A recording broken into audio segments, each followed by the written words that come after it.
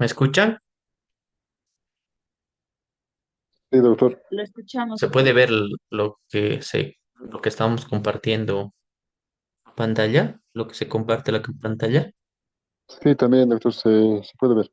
Ya, gracias. Entonces, vimos toda la sintomatología, que son, a ver, tenemos la campaña de migración, justificaciones fútiles, ausencia de ambivalencia, fenómeno de independencia, sostén deliberativo, ausencia de culpabilidad, escenarios prestados, generalización a la familia extendida, consideraciones diagnósticas adicionales.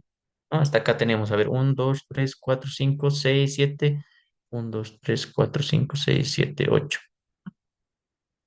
para poder considerar que un niño sufre de síndrome de alienación parental. Entre las consideraciones diagnósticas adicionales tenemos dificultades en el momento de la visita, cuando le corresponde la visita al otro progenitor, cuando le corresponde la visita al otro progenitor y se encuentra con el niño y existe siempre problemas, ¿no? Siempre problemas, de cualquier índole existen problemas. Comportamiento del niño durante la visita, ¿no? Puede ser bueno, no se puede identificar en ese entendido, ¿no? Si estamos ante una sintomatología que tenga que ver con el síndrome de alienación parental, porque si el comportamiento es bueno, ¿quién nos va a dar qué característica se identifica como para que sepamos que estamos ante una alienación parental? Si existe ya una especie de zarandeo intimidante, antagónico, provocativo, pues ya allí sí nos damos cuenta que estamos ante una alienación parental. O ya en un ámbito extremo, cuando la visita ya no puede ser posible, ¿no? Porque el comportamiento del niño es destructivo y más bien es provocativo, ¿no? Continuamente provocativo.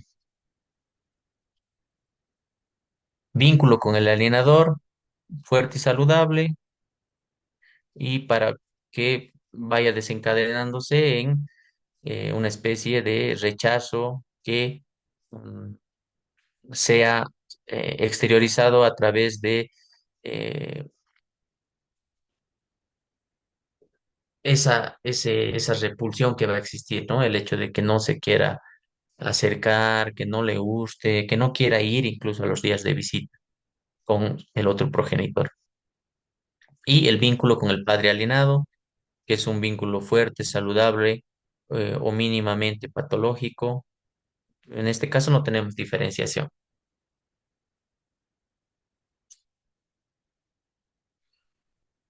Actores involucrados en la alienación parental es lo que les comenté que vayamos pensando para dar un criterio al respecto. ¿Cuáles son los actores cuando hablamos de alienación parental? Como primer individuo tenemos a la niña, niño o al adolescente, el cual se encuentra a cargo de un adulto responsable. Se supone, ¿no? Se supone que tiene que estar a cargo de un adulto responsable. El mismo es el sujeto principal a quien se le vulneran sus derechos. ¿Por qué? Porque el hecho de incidir, de introducirlo en la problemática que viven ambos progenitores, pues afectan su desarrollo integral, ¿m? Afectan su formación, y el hecho de que no pueda desarrollarse gozando de la aplicación de todos sus derechos como tales, pues evidentemente no estamos ante el cumplimiento del interés superior del niño, ¿no? Se realiza un daño psicológico, se realiza un daño emocional que concluye en la vulneración de los derechos del menor. La persona que cuida del menor, padre alienador, ¿no? Generalmente la persona que cuida del menor, generalmente, no es regla tampoco, no es una regla general, una regla totalitaria, perdón. La persona que cuida al menor no necesariamente tiene que ser el padre alienador o la madre alienadora, porque puede ser que la persona que no está a cargo del menor en los días que tenga de visita, en los días que esté con el menor, más bien sea la otra persona el que le vaya metiendo ideas, puede ser que la otra persona sea el permisivo o no puede pasar ese supuesto. Puede ser la otra persona que cada que lo vea lo lleve a la feria y le compre todo lo que quiera la otra, el niño, aunque no le sirva, que le malacostumbre para comprarle ropa todos los fines de semana, que le compre cualquier animalito que quiera y el menor llegue con el animalito a la casa de la mamá nomás, nomás ya y la mamá tenga que estar recibiendo a todos esos animales. ¿Por qué? Porque el padre es el permisivo y no solo eso, sino que como le da todo, le compra todo, no le dice no, solamente está 1 o 2 días con el menor, por lo tanto no sabe, o sea, no está al tanto de o no se quiere inmiscuir en el tema de la educación del menor respecto a cuando no hace sus tareas, hablarle por qué tiene que hacer sus tareas, por qué tiene que comportarse bien, por qué tiene que respetar a sus profesores, por qué tiene que respetar a sus mayores, sino que a él le vale. ¿No? Solamente le consiente, le mima. Cuando van a la feria siempre le compra todos los fines de semana ropa, le compra juguetes, le compra los animalitos. Entonces el menor llega a su casa con todas esas cosas donde la madre y al ser permisivo y demás le va metiendo ideas al hijo, ¿no? Tu mamá es así, es así. Tu mamá, ¿qué ha hecho? ¿A qué hora viene del trabajo? ¿Qué hace? ¿Qué no hace? ¿Por qué vendrá así? ¿No? ¿No la has visto con algún hombre? ¿No? Entonces puede darse el tema de la alienación parental, diferente a lo que creemos que solamente se puede dar con la persona que está a cargo del menor, ¿verdad? Porque con las visitas también lo lleva a las visitas y más bien el menor dice, ya, ya no te quiero, eres así, me quiero ir con mi papá, ¿no? ¿Puede darse ese supuesto?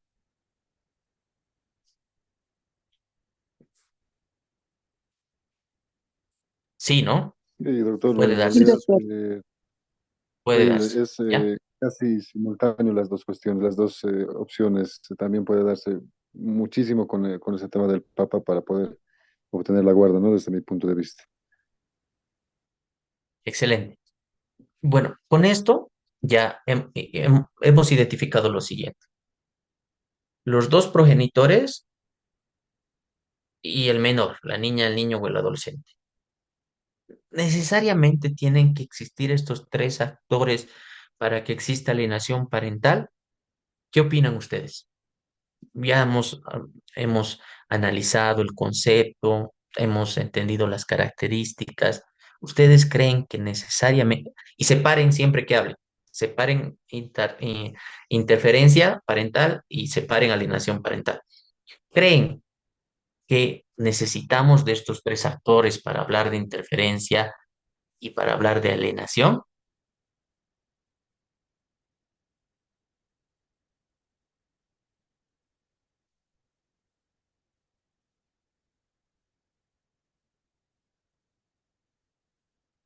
¿Qué opinan?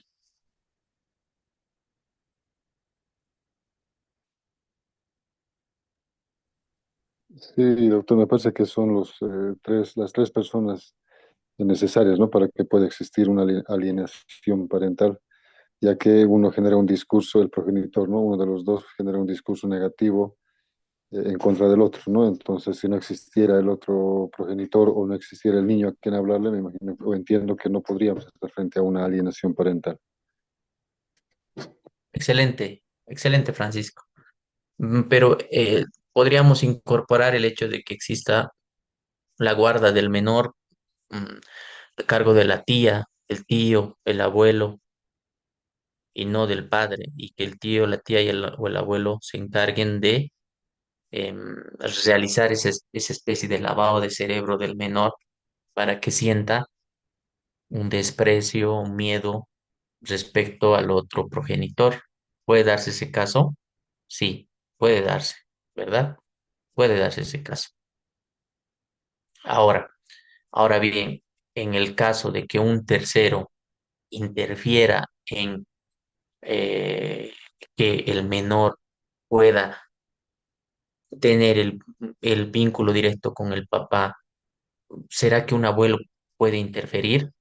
Puede interferir, ¿no? Pero allí, si somos exquisitos, estaríamos ante una interferencia, no ante una interferencia parental, ¿no? Pero sí ante una interferencia, ¿no? Porque el abuelo quizás es el que tiene más autoridad o es el que dice en la casa, es el que manda, yo qué sé, ¿no?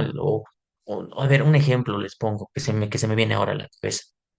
Mm, la hija tiene a su bebé, a su niño. No obstante, la hija se cría en la familia con el papá y la mamá y quienes dan la plata, o sea que serían los abuelos del menor, son los que están a cargo de toda la casa, o sea, son la autoridad en la casa. Y la hija quizás a veces quiere estar bien con el novio o exmarido o solamente con la persona que tuvieron el menor, que tiene todo el derecho de ver al niño, pero los que se meten son los abuelos, que incluso le patean a la hija cuando ven que está queriendo tener una charla con la expareja, ¿no? Entonces, los papás, ya sea el abuelo o la abuela del menor, son los que se van a meter, ¿se entiende? Son los que se van a meter. Entonces, en ese caso, ¿existe o no existe una interferencia para que exista un vínculo entre el menor y su papá? Existe una interferencia, pero si somos exquisitos en la terminología, estaríamos frente a una interferencia, no ante una interferencia parental, sino solo ante una interferencia, ¿verdad? Bueno, con ello hemos acabado nuestro módulo número 2, que tiene que ver con la alienación y la interferencia parental. Ahora vamos a ingresar a analizar nuestra unidad número 3, que tiene que ver con efecto de esta alienación y esta interferencia, qué derechos se vulneran o qué derechos pueden ser vulnerados, ¿no? ¿Qué derechos pueden ser vulnerados? Y cómo nosotros, al identificar esta vulneración o esta posible vulneración, porque eso también lo vamos a analizar, ¿no? Posible, que exista una posible vulneración, que exista un posible daño. También se puede proteger antes de que exista ese posible daño, antes de que exista ese daño, perdón. Sí, se puede, ¿verdad? Cuando existe la vulneración identificada, ya realizada, ¿no? ¿Qué se debe hacer al respecto? ¿Qué principios y qué derechos establecidos dentro del código niña, niño, adolescente? Incluso podemos remitirnos nosotros que ya conocemos la Convención sobre los Derechos del Niño, la Constitución, el Código de las Familias y el Procedimiento Familiar o el Código niña, niño, adolescente. Podemos remitirnos a esas normas, ¿no? Para ver cuál de ellas está siendo vulnerada, para lo cual será necesario identificar la norma sustantiva e identificar los principios o directrices y diferenciar los principios de las normas y entender cómo vamos a aplicarlas en un caso concreto. Así es que nos vamos a nuestro siguiente tema.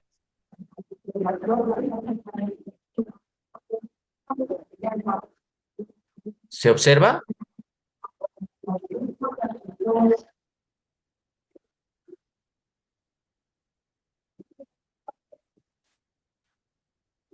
¿Observan la nueva unidad?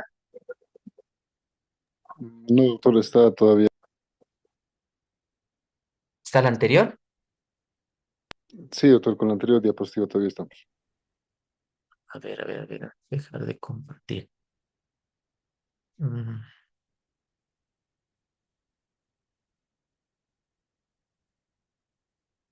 Ahora,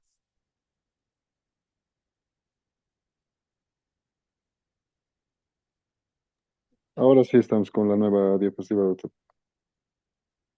gracias. Pero no quiere moverse la diapositiva. A ver.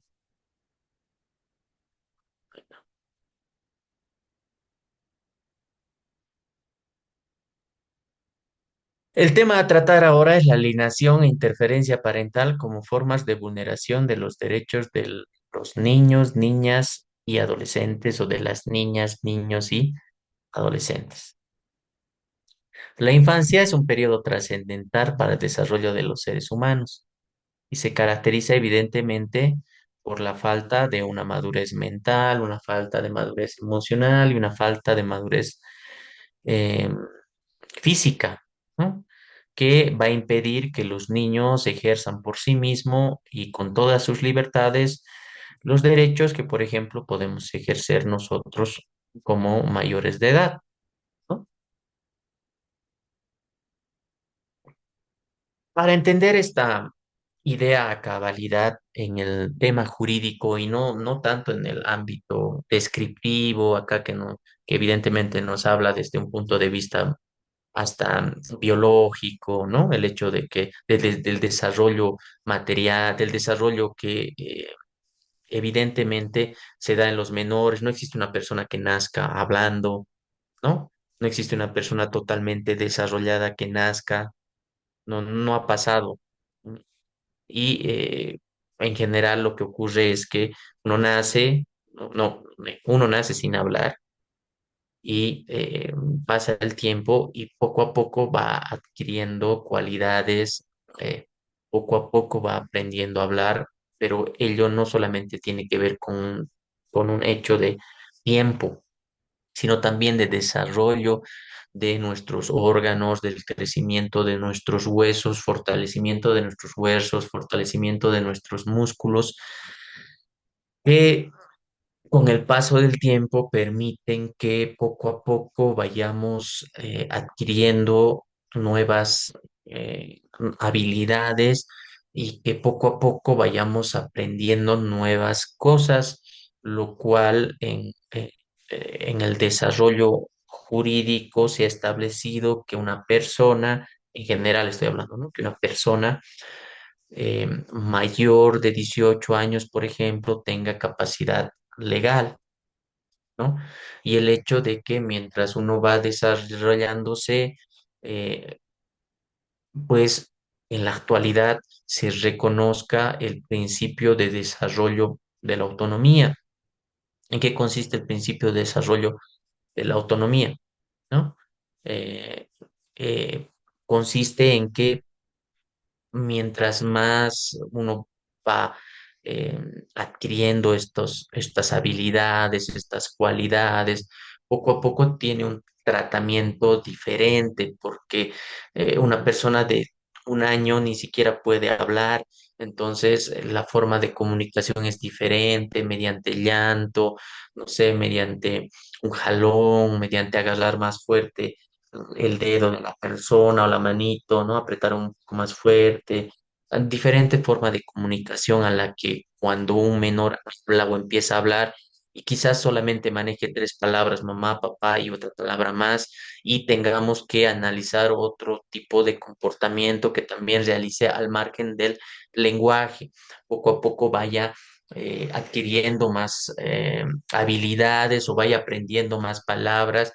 No obstante de ello, puede tener 4 o 5 años, puede tener la facilidad de hablar, pero no tiene aún la capacidad como para hablar quizás de forma mucho más específica, ¿no? No tiene la capacidad de hablar como una persona de 11 12 13 años, por lo cual existe una diferenciación al respecto. Y para entender ello debemos entender este principio de desarrollo de la autonomía, ¿no? Principio de desarrollo de la autonomía que nos permite entender cómo es que pasamos de la doctrina de eh, la doctrina comenzada en 1919 en Argentina de la relación irregular a, a la doctrina de protección integral, ¿no? En la cual se considera ya el derecho que tienen los menores a participar, a ser oídos, ¿no? No obstante, el hecho de participar y hacer oídos no significa que esa participación sea una verdad absoluta o que se tome como ya la conclusión de un juicio o la conclusión de un conflicto jurídico. Ya le escuchamos al menor, como tiene derecho a la participación y tiene derecho a ser escuchado, oído, ¿qué nos tiene que decir al respecto? O de forma evidente, ¿no? Hay formas en las cuales se realiza ello. Ya, entonces el administrador de justicia, de forma reservada, tiene una comunicación, una charla con el menor y lo que le dice el menor, listo, sale sentencia, o sea, se emite la resolución. No. No, no significa ello, ¿no? Por ello es esencial entender el principio de desarrollo de la autonomía, ¿no? ¿Por qué? Porque en este proceso en el cual se va a adquirir eh, la capacidad legal, ¿no? Se va a adquirir la capacidad de obrar, se va a adquirir la personalidad legal, como lo conocen otros, eh, pues debe existir un tratamiento especial. ¿En cumplimiento de qué? En cumplimiento del Pacto sobre los Derechos del Niño. Recuerden, procedimiento diferenciado y especial y trato diferenciado y especial. ¿Por qué? Porque le da la gana al- a las personas que han emitido o que han suscrito y ratificado ese tratado internacional. No, sino porque son grupos vulnerables, ¿no? Son grupos vulnerables y por lo tanto debe existir ese trato diferenciado, esa forma especial de tratamiento. Ahora bien, se distinguen dos situaciones en las cuales se debe aplicar el procedimiento especial. La primera es la amenaza, ¿no? Ratito, perdón. Esto es la potencialidad de daño y la segunda es la vulneración del derecho, entendiéndose por vulneración cualquier privación o perturbación del libre ejercicio de los derechos subjetivos de los niños, niñas y adolescentes. Entonces, para proteger a las niñas, niños y adolescentes, habíamos señalado que debe existir una protección especial, una protección reforzada, ¿no? Una protección especial, una protección reforzada. ¿Por qué? Porque son un grupo vulnerable. Y también recuerden que pueden ser doblemente vulnerables, pueden ser niños y discapacitados, ¿no? Capacidades especiales, que es el término más adecuado. O pueden ser niños y puede ser niño y mujer, por ejemplo. También las mujeres es un grupo vulnerable, como bien lo hemos analizado dentro de la jurisprudencia del Tribunal Constitucional Plurinacional y la jurisprudencia de la Corte Interamericana de Derechos Humanos. El resguardo de los derechos de las niñas, niños y adolescentes se da ante, evidentemente, ante una amenaza que exista, ¿no? Una amenaza que eh, eh, pretenda vulnerar el derecho, que sea identificada y ante identificar ese daño inminente, pues se tiene que poner un alto antes de que se pueda concretar la vulneración del derecho, ¿no? Por una parte. Por otra parte, estamos ya ante la vulneración, ¿no? Ya estamos ante la vulneración. El hecho se ha concretado, el hecho que ha infringido una norma específica que resguarda el derecho del niño, niña y adolescente, se ha concretado y cuyo efecto, ¿no? Evidentemente ha vulnerado el derecho del menor. Ahora analicemos un poco más lo mencionado, ¿no? Un niño, niña o adolescente ve amenazado su derecho cuando existe cualquier acto u omisión que cause riesgo de vulneración de sus derechos. Esta amenaza puede provenir de los individuos, de la sociedad o incluso del Estado. Esta amenaza se puede dar si existe cualquier acto, un acto cuyo efecto sea la amenaza hacia la vulneración de un derecho de una niña, niño o adolescente, o la omisión por parte de alguna autoridad, ¿no? Podríamos hablar, por ejemplo, por los deberes que tiene que cumplir el Estado, no obstante a las obligaciones que debe cumplir el Estado dispuestas por el Comité sobre los Derechos del Niño, por ejemplo, o obligaciones que la Corte Interamericana de Derechos Humanos ha emitido al Estado. Recordarán, por ejemplo, el tema de incesto, que Bolivia trabaja el tema de incesto, ¿recuerdan? Con políticas públicas y capacitaciones al respecto. Si la Corte ya ha emitido una sentencia al respecto, disponiendo que Bolivia cumpla con una obligación en específico, el hecho de que Bolivia omita realizar esas disposiciones dan como efecto, ¿no? Dan como efecto la amenaza de la vulneración de un derecho, de la vulneración de los derechos de las niñas, niños o adolescentes, ¿no? En ese caso, en ese caso, al existir esa amenaza que, cuyo efecto se puede materializar si no se toma una acción en el momento, pues ello puede darse debido a que se haya realizado un acto en concreto, ya sea por parte del Estado, por parte de la sociedad o por parte del individuo. En este caso puede ser un tercero, puede ser un padre incluso, ¿no? O la omisión de una obligación que no, una obligación de un Estado, por ejemplo, ¿no? Como el ejemplo que dimos de la Corte Interamericana o una disposición específica de la normativa que resguarda los derechos de las niñas, niños y adolescentes. Ahora bien, los administradores de justicia no solo van a actuar frente a un daño efectivo hacia las niñas, niños y adolescentes, sino también frente a uno potencial, ¿no? Frente a un daño potencial. A esto se me viene a la mente, por ejemplo, el interés superior del niño. Habíamos em, estudiado y analizado que el interés superior del niño es introducido en la Convención sobre los Derechos del Niño y de forma particular es desarrollado por la observación número 8 y por la observación número 14.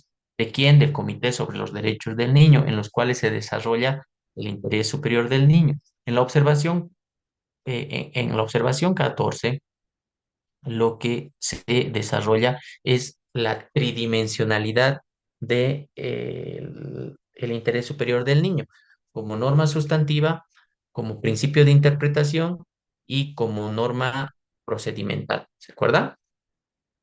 Entonces, ¿qué nos dice acá? No solamente es actuar ante un daño posible, ¿no? Posible, pero un daño que que si no se toma alguna acción en concreto, se va a concretar, ¿no? Se va a materializar, sino también un posible daño que se pueda realizar. Y este posible daño que se pueda realizar lo entendemos al analizar la tridimensionalidad del interés superior del niño. ¿Por qué? Porque cuando hablamos de norma procedimental, habíamos dicho que el juzgador debe analizar los efectos de la decisión que se va a tomar cuando de forma directa o indirecta estemos ante protección de los derechos de las niñas, niños y adolescentes. La decisión que tome el juzgador, ¿no? Por ejemplo, el hecho de que se le va a dar la custodia del menor, ¿no? A la mamá, al papá, el que se le dé es lo mejor, ya, pero ¿por qué es lo mejor? O sea, se tiene que justificar la decisión, ¿no? Eso es entender el interés superior del niño como norma procedimental. Se deben analizar los efectos posteriores a la decisión, ¿se entiende? Los efectos posteriores a la decisión. Por lo tanto, este ejemplo nos ayuda a entender el hecho de que el juzgador tiene la obligación de eh, proteger, ¿no? Proteger los derechos del niño ante un potencial daño, ¿no? Ante un potencial daño. La segunda situación contemplada consiste en la vulneración del derecho, ¿no? ¿Qué es vulneración? Vulneración es transgresión, quebrantamiento o la violación de una ley o precepto. En una segunda acepción se la define como dañar o perjudicar. Una niña, niño o adolescente es vulnerado en sus derechos a través de cualquier práctica que por acción u omisión de quienes están llamados a garantizarlos transgreda.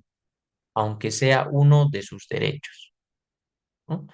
Entonces, ya sea mediante la acción o mediante la omisión, se puede transgredir o se puede vulnerar los derechos que tienen las niñas, niños y adolescentes.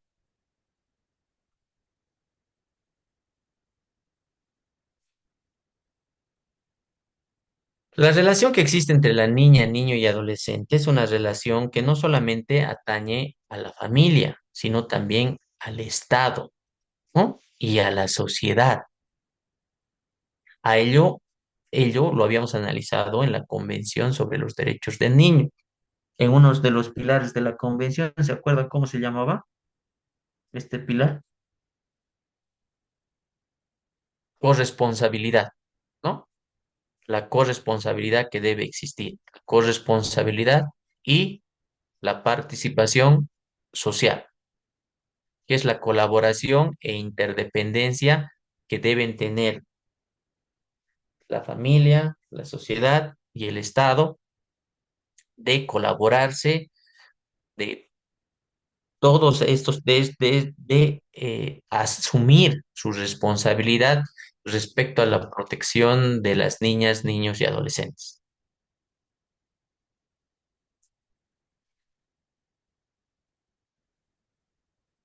Ahora vamos a ver la alienación parental en relación con los principios que protegen los derechos de los niños, para lo cual primero debemos entender qué es un principio.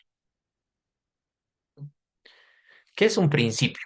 Los principios son normas omnipresentes que exigen una forma de interpretación y argumentación distinta a las formas de las reglas. Estas no tienen determinados el supuesto de hecho, es decir, en qué casos van a ser aplicados. Esos principios o no tienen determinada la consecuencia jurídica, es decir, no sabemos con certeza, nitidez o claridad. Con la pura lectura de la norma, pues los principios exigen agregar argumentación e interpretación. Los principios son directrices, directrices que empapan la normativa, ¿ya? Son directrices que nos van a permitir, son, por ejemplo, a ver, ustedes agarran una linterna, ¿ya? Alumbran. La linterna con la luz va a ser un camino, ¿no? Un camino, que es la luz es el lugar que ven. Así debemos entender un principio, ¿no? Es una delimitación de ver que no se puede ir fuera de ese margen de luz, de esa directriz que se ha planteado. No obstante, no es concreto, ¿no? No es concreto. Por eso identificamos la característica de omnipresente. ¿Por qué omnipresente? Cuando hablamos de omnipresencia, generalmente se nos viene a la cabeza Dios, ¿no? Dios omnipresente, porque está en todo lugar. De la misma forma, estas directrices deben empapar la normativa. ¿Para qué? O como qué, como directrices, ¿no? Como directrices que ayudan a interpretar la norma, ¿no? Por ejemplo, en el caso, cuando hablamos de reglas, hablamos de cosas específicas, ¿no? Hablamos de, determinados supuestos de hecho y su respectiva consecuencia. Por ejemplo,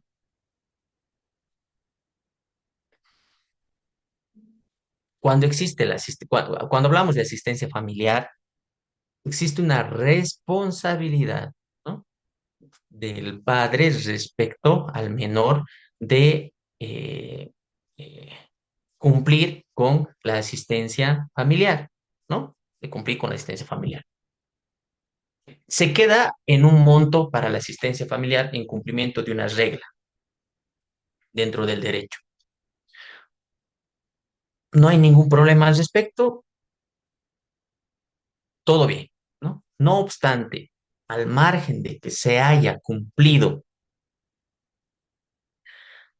esta regla de que como obligación el padre cumpla con la asistencia familiar, existe un principio. que es principio de desarrollo integral del niño, niña o adolescente.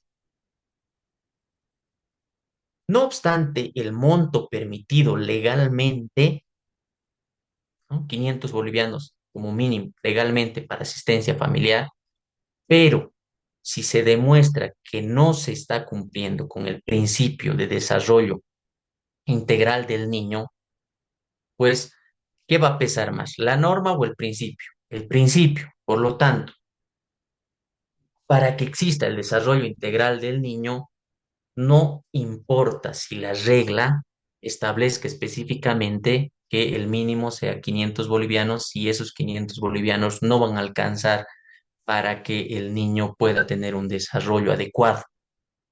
Por lo tanto, el principio es el que va a dar la directriz a la norma, ¿ya? El principio de desarrollo integral del niño a la norma de asistencia familiar, ¿no? Que es algo específico. Al respecto, ese solamente es un ejemplo introductorio. Vamos a tomar varios ejemplos, sobre todo en la materia de niña, niño y adolescente, estableciendo eh, las diferencias entre principios y reglas, ¿no? Entre principios y reglas. Los principios son mandatos de optimización, es decir, cuando una norma se expresa como principio, no se ordena desde el derecho que determinada conducta ocurra de determinada manera. Por el contrario, se pretende que cierto bien o interés protegido sea respaldado en cada caso hasta el límite de lo posible. Por eso es un mandato de optimización, ¿ya? Por eso es un mandato de optimización. ¿Cuáles son las diferencias entre reglas y principios? Con esto vamos a concluir la clase. Bueno, como ideas, las reglas son mandato expreso y taxativo. ¿M? Mandato expreso y taxativo. El que, el que robare, ¿no? El que matare tendrá la privación de libertad de mandato expreso y taxativo. Contiene disposiciones específicas y reflejan el ser, mientras que los principios tienen un mandato omnipresente, actúan como directriz, contiene una cláusula general, como por ejemplo el principio de igualdad, principio de no discriminación, principio de desarrollo integral del niño, principio de interés superior del niño, ¿no? No tenemos situaciones en específico y reflejan el deber ser. El día martes vamos a analizar a qué nos referimos con reflejan el ser y a qué nos referimos con reflejan el deber ser. Si se supone que cuando hablamos dentro de la materia del derecho, ¿no? Pues ya evidentemente estamos hablando del deber ser, ¿no? Vamos a diferenciar ello en la siguiente clase. Bueno.